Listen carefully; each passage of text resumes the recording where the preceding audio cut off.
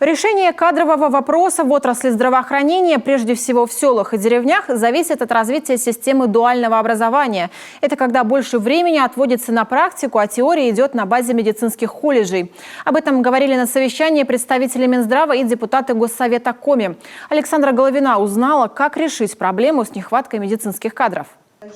Центральная больница Книжпогосского района в этом году получит 14 дипломированных медсестер. А ведь еще 4 года назад здесь был огромный дефицит среднего медперсонала. Не хватало более 20 специалистов. Тогда руководство медучреждения обратилось за помощью в медколледж. Возникла идея подготовить уже имеющиеся кадры, а это регистраторы, младшие медсестры и санитарки. В обучении использовали элементы так называемой дуальной модели.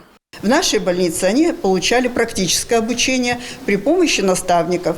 И еще получилось очень удачно то, что все медицинские сестры, они по несколько лет уже работали в отделениях.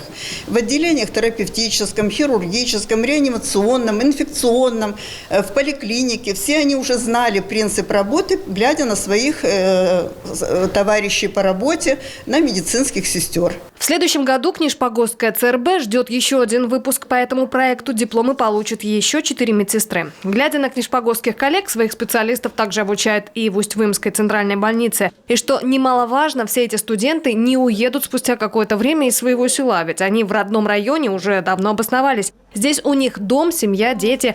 Поэтому подготовка среднего медперсонала с элементами дуального обучения – это отличная возможность решить кадровый голод в медучреждениях. Мы успешно сегодня готовим специалистов сестринского дела и фармации. И мы готовы сегодня переучивать специалистов со средним медицинским образованием, медицинских сестер, акушерок на лечебное дело. На сегодняшний день те ФАПы, которые работают, они закрываются медицинскими сестрами, что неправильно. Там должны работать фельдшера. И мы готовы этих медицинских сестер сегодня переучить на фельдшеров.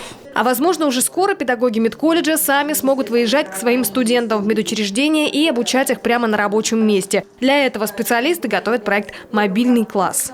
Повышение квалификации – это как один из вариантов, одна из возможностей.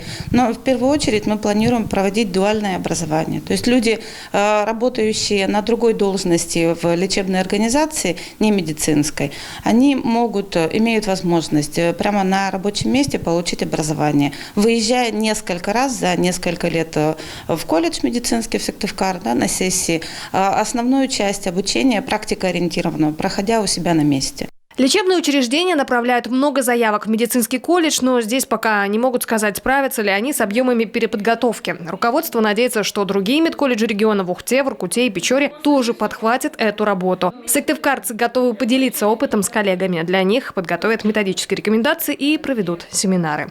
Александра Головина, Елена Кононова, Олег Костромин, телеканал Юрган.